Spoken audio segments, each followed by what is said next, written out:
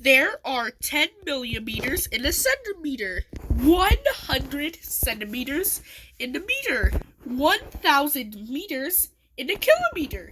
There are 12 inches in a foot, 3 feet in a yard, 1,760 yards in a mile.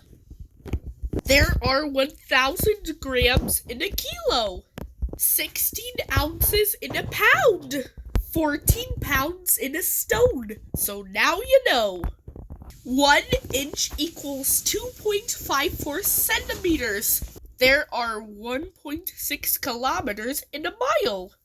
For every 100 grams, you get 3.5 ounces. And 1 kilo is 2 pounds, 3 ounces, and just a little bit. So, if you're 6 feet tall, that's 1 meter 83. If you're 5 feet tall, that's 1 meter 52. If you weigh 200 pounds, that's almost 91 kilos. 14 stone, 4 pounds, and no ounces. Measurements. We couldn't live without them. Measurements. We use them every day. There are 1,000 milliliters in a liter, 100 centiliters in a liter. But pints could be a little confusing. There are 8 pints in a gallon, no matter where you live.